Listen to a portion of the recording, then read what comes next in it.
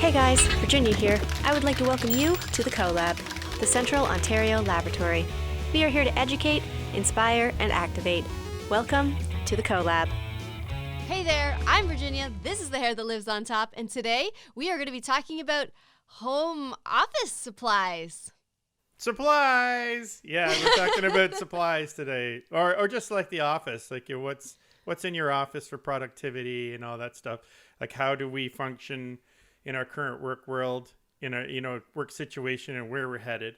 So I guess I should introduce myself. I'm Jamie Dorham, the Executive Director of Research, Innovation, Entrepreneurship at Georgian College, co-host of this show. And so let's get on to the supplies. The supplies! All right. Okay, so the first question that I'm going to start off with here, Jamie, is, discussing a few office supplies that we have, in front of us, especially. Sure. So my first one and my go-to is, what kind of mouse do you like? Okay. Mine here. It's nice and ergonomic.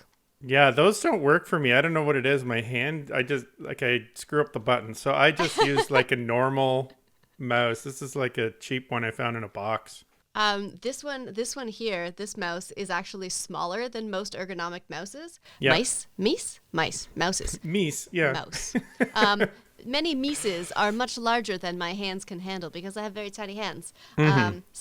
So I was able to find one that is small enough for my hand, which is an important thing, making sure that something will fit, especially when it comes to mice, so that you're not getting, the carpal tunnel happening. Right. Well, that was an innovation in mice that happened over a little while, because the original ones, like those ones that came with the Apple One or whatever, that was like a little flat box with the cable coming out of it, and you just clicked it or didn't click it, and that's all it did. So we've come a long way in mouse technology. We actually have one of those old ones that have the tracker roller ball in the bottom. Oh, yeah. Remember those ones? The ones that you had to unclick, pull out the ball, clean it off. Clean it off. Got to clean the little wheels off inside because it gets all dusty in there. So gross. I'm so glad for innovation. That's what I can say.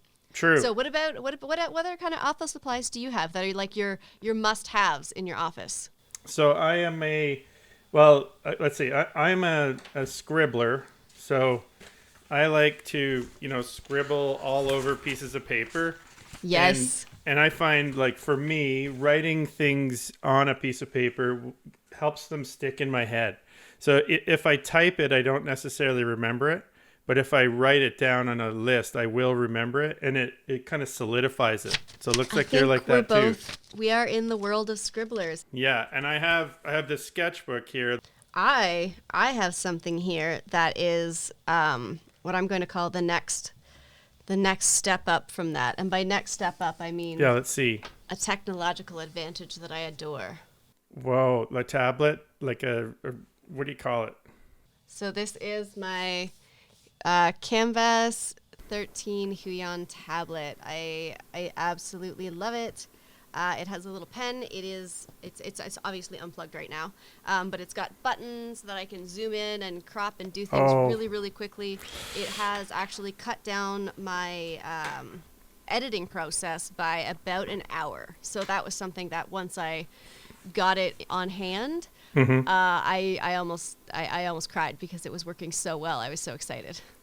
So that's neat. So you've got this cool device that interfaces with your computer. It's like the evolution of a mouse almost, because absolutely. Right. So what other things you got around? Oh, I've got little gadgets all over the place. One of my favorite little gadgets that has come into play quite often recently is one of these guys. Because we are moving into this age of being online all the time, we've got this handy dandy little clip-on light. Oh yeah, that's great. LEDs. So facial illumination whenever my shadows. I need to get one of those. Shadowy. It plugs in. The fun thing about having, it gets very bright. So many things that plug in via USB is that there are no more available USB ports. Also, you cannot plug in two cameras into a mini dock that gives you extra USB ports. You cannot put two cameras in there. They will not function. So one camera must run through the computer specifically, and the other camera has to do the other things. And you're saying, hey, Virginia, why do you have so many cameras? It's a very good question. I also own a dock cam.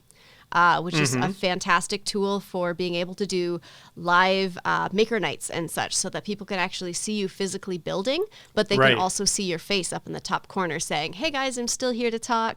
Well, one of the things we're going to do at the college is coming up, we're having these portable studio kits available Yes. for staff and faculty to sign up.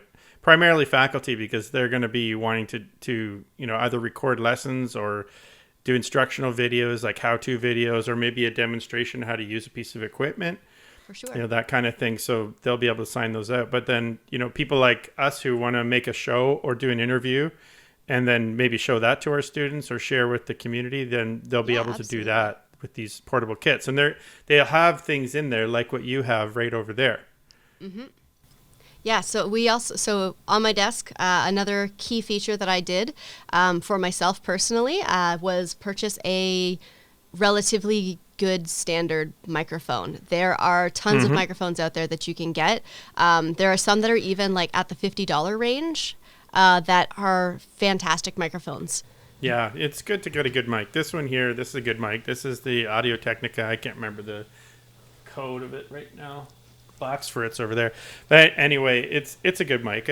This one is like not super expensive. It's just, I don't know, under $1,000, but really good. And then I've got some other mics that are just kind of laying around that I've used over the years, and they range from like $180 to $300, and I use them for everything. So I do a lot of recording, some of you might know, and then I've got recording equipment in my office. Here, I'll just move my camera around so you can see.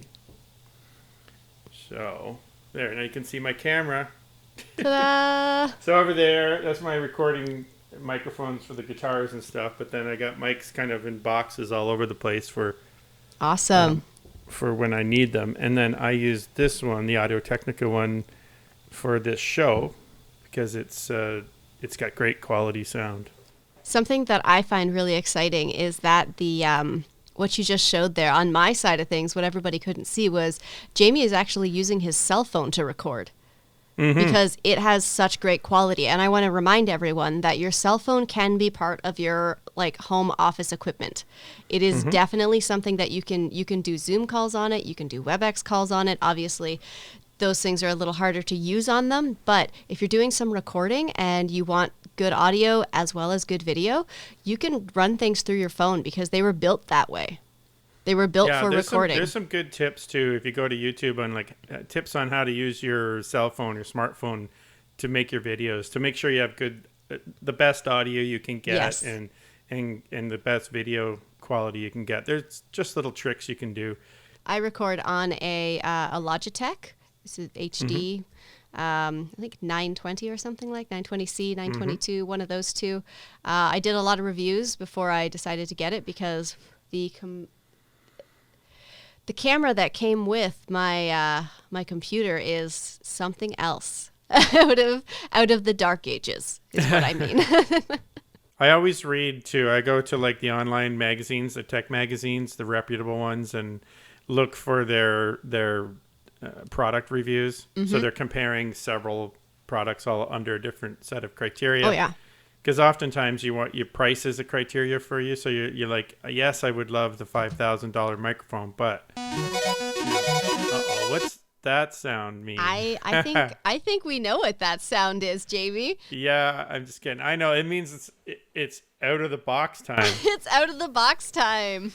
Okay, so I have the cards over here, and today we are so out of the box that there is no box. Ooh. Boom. Okay, so breaking barriers left, right, and center here. Yeah, totally.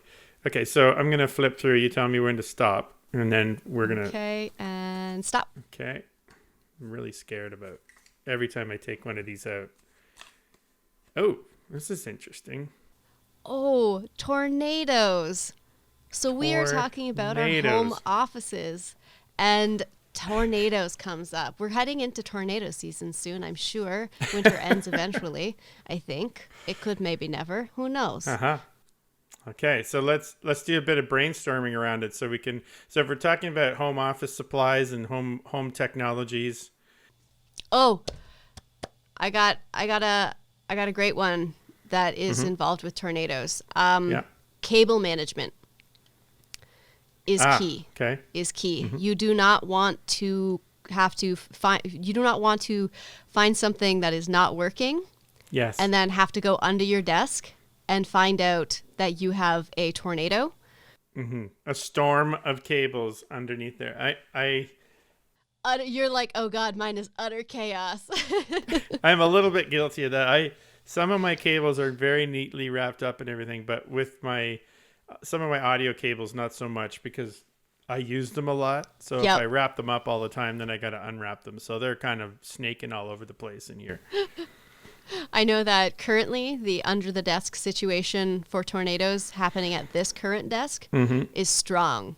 The tornado is strong. So what else do we know about tornadoes? They cause a lot of damage. They do. They do. They can be electrical in nature.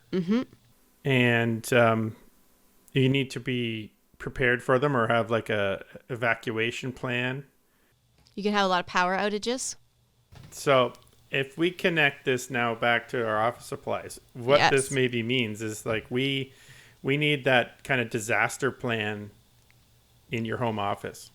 Take an inventory of what you have. So, well, not even that. Like the most important stuff in our home offices are really usually the data. Absolutely. That we have, right? The machines can be replaced and whatever, but your insurance company can't replace all the work that you did in digital form. So, what do you do in your home office to protect your data? Do you store it like in the cloud? Do you have backup drives, extra power supplies? What do you got? I have a backup drive.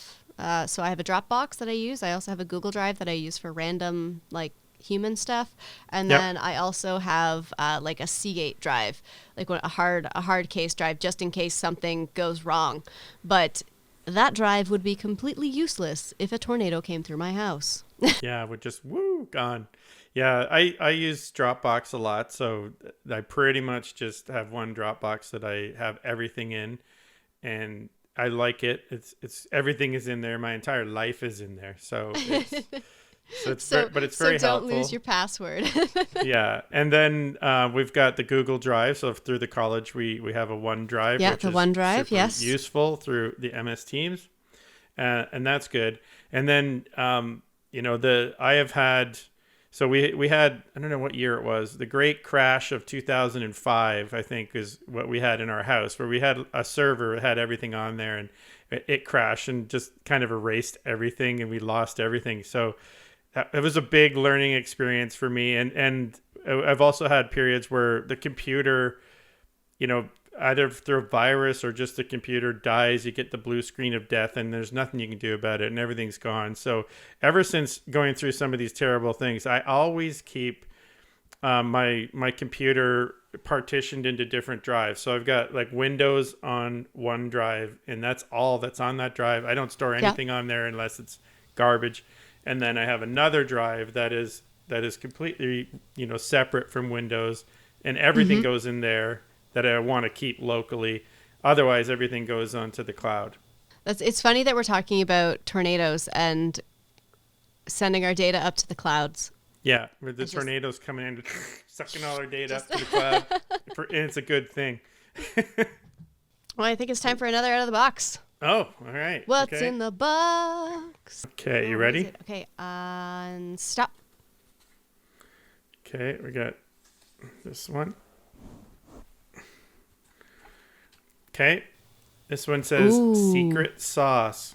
Secret sauce. Okay, that's cool. Actually, in business, we use that a lot. Like, do you? What's your secret? Yeah, and because it's another way. Like, when you do a business pitch, and you're trying to say, my product is bigger, better, faster, cheaper, everything, right? And every product is like that when you do a business pitch. So usually the investors are really looking for something special, saying, yes, you and everybody else has got the same cool, awesome, super fast, cheap thing. But what is your secret sauce? Like, what is it about you that is just so special that people are just going to buy this like crazy? So what is your office secret sauce? This is my office secret sauce. Oh, he's so cute. Oh my Yeah. God, it's what's his name from Fantastic He's- Beasts? Yeah, this is the bow. Is it the bow truckle? But yeah, I think so. It sounds Yeah. familiar. Anyway, you can see how he's got these curvy little arms like that. He holds a cell phone.